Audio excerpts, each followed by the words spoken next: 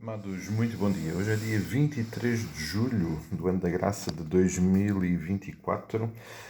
Nesta terça-feira retomamos aqui as nossas reflexões pela manhã e gostaria de, esta semana, considerar o texto que o pastor José Pinto Ferreira, que esteve connosco durante este passado fim de semana, partilhou connosco, não aqui no culto de manhã, no Treviscal, mas o texto partilhado no culto à tarde, na nossa missão da Fogueira.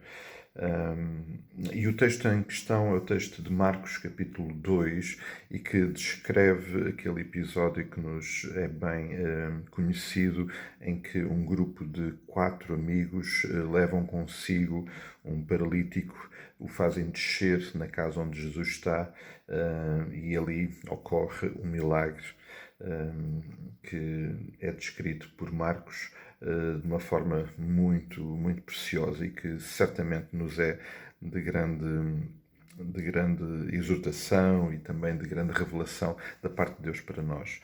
E o texto começa da seguinte forma: dias depois entrou Jesus de novo em Cafarnaum e logo correu que ele estava em casa. E muitos afluíram ali, tantos que nem mesmo junto à porta se achava lugar, e lhes anunciava a palavra. Jesus está na zona de Cafarnaum, está naquela região. Muito provavelmente esta casa poderá ser a casa de Pedro, a casa em questão. Mas sabendo nós que o Senhor Jesus declarou que não tinha casa, não tinha uma habitação fixa, ele, no seu ministério terreno, e não tinha durante o seu ministério, obviamente, antes, provavelmente e com toda a certeza, viveria com os seus pais, depois, mais tarde, provavelmente só com a sua mãe, mas nesta circunstância, depois do início do seu ministério terreno, Jesus não menciona não ter uma residência fixa e, portanto, ele vai sendo apoiado no seu ministério em diversos lugares, por diversas pessoas. Vemos isso de muitas formas. E aqui, nesta circunstância particular, em Cafarnaum, está descrito que ele estava em casa, e provavelmente uma casa onde ele, naquela circunstância, ficava e era hospedado. Há alguma probabilidade de ser a casa de Pedro. Mas o aspecto importante que eu creio que é nos de preciosa informação e exortação para nós é tudo o que está agora aqui de volta deste pormenor. Ele estava em casa. E somos desafiados neste texto a considerar alguns aspectos absolutamente sublimes da intervenção de Deus através do Senhor Jesus Cristo e da sua presença.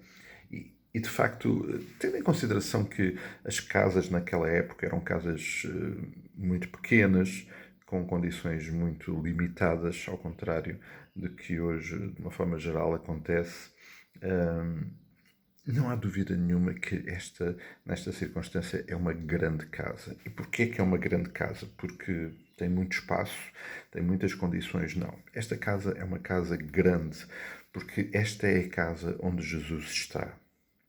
De todas aquelas habitações da região, daquela localidade, a única casa mencionada nesta circunstância é a casa onde Jesus está. E tudo o que está a acontecer, tudo o que vai acontecer, acontece porque esta é a casa onde Jesus está.